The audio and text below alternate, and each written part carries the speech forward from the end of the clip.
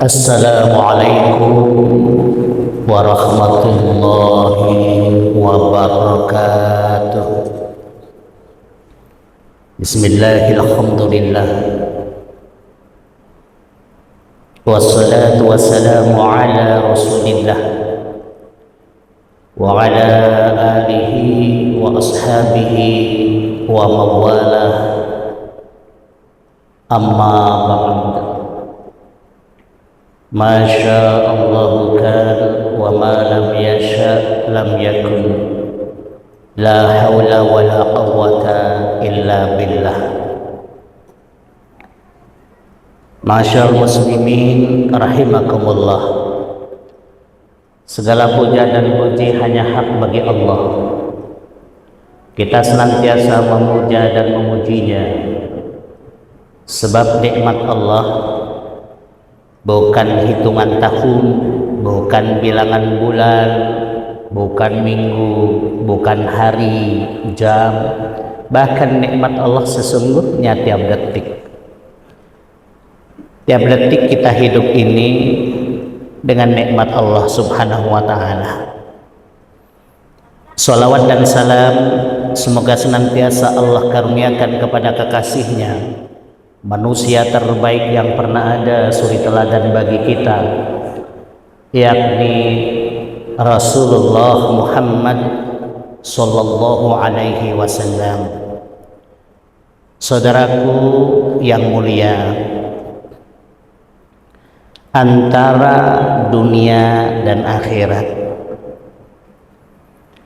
Satu ketika Rasulullah sallallahu alaihi wasallam memegang pundak seorang pemuda, Abdullah bin Umar radhiyallahu anhuma. Abdullah anaknya sahabat Umar bin Khattab radhiyallahu anhuma. Lalu apa kata Nabi kepada Abdullah? Kun fid dunya ka'annaka gharibun aw 'abirus sabil.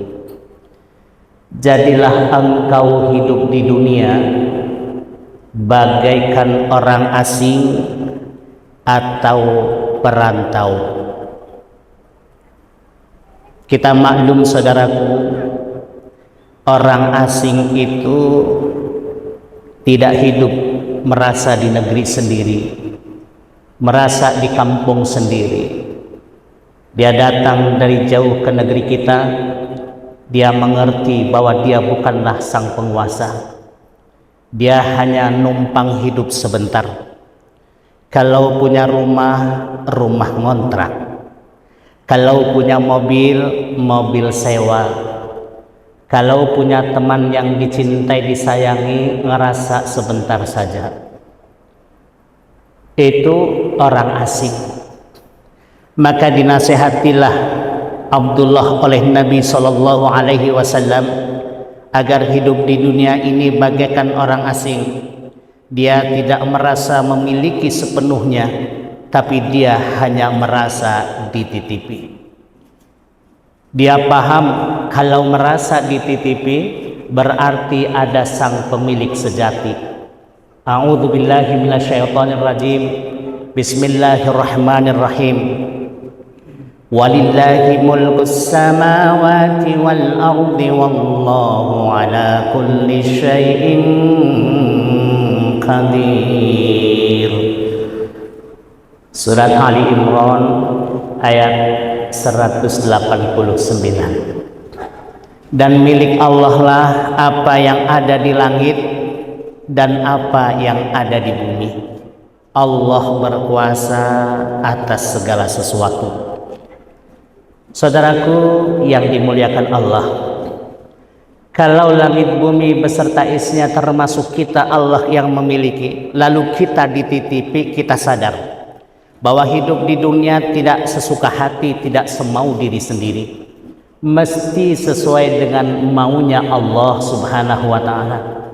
Kenapa Allah ciptakan jasad sempurna dari ujung rambut sampai ujung kaki? Kita akan senantiasa bertanya, ya Rabb, Engkaulah yang memiliki diri ini. Bagaimana mestinya lisan ini bicara? bagaimana mestinya mata ini memandang, bagaimana mestinya kaki ini melangkah, bagaimana mestinya tangan ini terayun. Ya Rabb, bagaimana mestinya wajah ini indah, mesti kami syukuri. Makanya kita kalau melihat cermin saja sudah bilang, ya Allah, jadikan pribadiku, jadikan akhlakku seindah wajahku. Kenapa? Karena Allah Subhanahu wa Ta'ala ingin hambanya punya akhlak yang mulia, punya lisan, terutama lisan ini bangun tidur saja Nabi sudah tuntun agar yang dipuji Allah Subhanahu wa Ta'ala, bukan dipuji dirinya, apalagi mencari-cari pujian untuk dirinya. Seindah-indahnya lisan pandai merangkai kata, baru bangun dia akan ngomong, Alhamdulillahilladzi ahyana ba'da ma amatana wa ilaihin nusyur. Segala puji bagi Allah, Allah Subhanahu wa Ta'ala yang dipuji. Bahkan Allah tegaskan, ya ayyuhalladzina amanu dzkurullaha dzikran katsira wasabbihuhu bukratan wa asila. Hai orang-orang yang beriman, berzikirlah kepada Allah Subhanahu wa Ta'ala dan bertasbihlah di kala pagi dan petang. Kalau pengen lisan kita ini zikir terus. Kenapa? Rupanya ketika lisan kita ini dipakai dengan zikir kepada Allah, maka Allah Subhanahu wa Ta'ala jelas berfirman, fadhkuruni azkurkum. Kalau lisanmu dipakai untuk zikir kepadaku, aku akan sebut-sebut engkau, aku akan ingat-ingat engkau. Saudaraku yang dimuliakan oleh Allah Subhanahu wa Ta'ala, betapa indahnya orang yang memahami bahwa hidup ini hanya dititipi. Kita pandai bicara hanya dititipi sepanjang ngomong. Kita pandai melihat hanya dititipi sepanjang tidak buta. Kita pandai mendengar hanya dititipi sebelum Allah tutup pendengarannya. Kita pandai bergerak hanya dititipi sepanjang Allah belum bungkus kita dengan kain kafan. Saudaraku yang dimuliakan oleh Allah Subhanahu wa Ta'ala, maka nasihat Nabi, jadilah engkau hidup di dunia bagaikan orang asing, tidak merasa memiliki, hanya merasa dititipi oleh Allah Subhanahu wa Ta'ala, membuat kita paham bahwa segalanya mesti Allah ridho. Maka yang kita cari dalam hidup ini adalah ridhonya Allah Subhanahu wa Ta'ala. Indah hidup kalau mencari ridhonya Allah Subhanahu wa Ta'ala. Yang susah jadi mudah, yang sulit jadi gampang, yang sempit jadi lapang, yang derita jadi bahagia. Kenapa? Allah sang pemilik langit bumi dan diri kita yang kita cari ridhonya. Saudaraku yang dimuliakan Allah, lalu Nabi berpesan, kalau sulit bagimu ataupun sudah mampu merasakan hidup dititipi oleh Allah, awabirus sabil, atau engkau merasa hidup ini merantau. Dimanapun hebatnya kita, kalau kita ngerasa merantau, pasti kita sadar kita akan pulang kampung. Kaya raya orang kita merantau ke Surabaya, kaya raya orang kita di Tanah Abang pulang bangun masjidnya di Pariaman, karena dia sadar dia di sana sekedar merantau. Di sini ada tukang jamu, bentuknya tukang jamu ngumpulin duit nabung bangun rumahnya di Solo. Sadar kalau di sini dia merantau, dia tahu tempat pulang. Nabi berpesan, sehebat-hebatnya engkau di bumi ini, engkau akan pulang kampung. Wabtaki fima atakallahu daral akhirah wala tansa nasibaka minad dunya. Kejar hidupmu akhirat, kejar akhiratmu. Dunia ini sebentar. Kejar akhiratmu, dunia ini sementara. Enaknya dunia itu sedikit dan sebentar, saudaraku. Maka jangan terlena dengan enaknya dunia. Sehingga Allah selalu mengingatkan kepada kita, iqtaraba linnasi hisabuhum wa hum fi ghaflatin mu'ridun. Sesungguhnya manusia itu makin hari makin dekat dengan hisab mereka. Makin hari makin dekat dengan kubur mereka. Makin hari makin dekat dengan kain kafan mereka. Silakan bangun rumah mewah-mewah, tapi jangan lupa pada akhirnya rumah yang mewah akan ditinggalkan, bertukar dengan rumah tanah. Dalamnya 1,5 meter, panjangnya 2 meter, lebarnya 1 meter.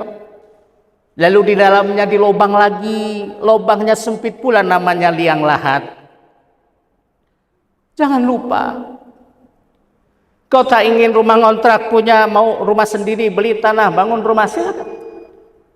Engkau beli kendaraan, jangan lupa kendaraan akhirnya kerendah. Engkau punya tumpukan uang dan deposito, jangan lupa bahwa semuanya akan jadi warisan. Pada akhirnya kita menuju akhiratnya. Ad-dunya al-fana wal akhiratu abada. Dunia itu akan hancur, akhirat selama-lamanya. Maka Nabi berpesan, hiduplah engkau di dunia ka'annaka ta'isu abada wa'mal li akhiratika ka'annaka tamutu khoda. Kejar duniamu seakan hidup selamanya, kejar akhiratmu seakan mati besok. Apa maknanya? Jadikan dunia kita bawa semuanya ke akhirat. Hidup sendiri, cari ridho Allah. Punya istri, cari ridho Allah. Punya anak, rame-rame cari ridho Allah. Kita gunakan, saudaraku, lahir batin kita, harta benda kita, kehidupan kita untuk cari ridho Allah subhanahu wa ta'ala, agar mendapatkan akhirat yang abadi. 24 jam hidup kita satu hari, 24 jam, 60 menit 1 jam, 60 detik 1 menit. Jadilah hamba terbaik dimanapun, di masjid bersama Allah, di pasar bersama Allah, di rumah bersama Allah, di tempat kerja bersama Allah, agar semuanya kita bawa ke akhirat, ke Jannatul Na'im, tempat kembalinya kita orang beriman. Fa'tabiru ya ulil albab la'allakum turhamun.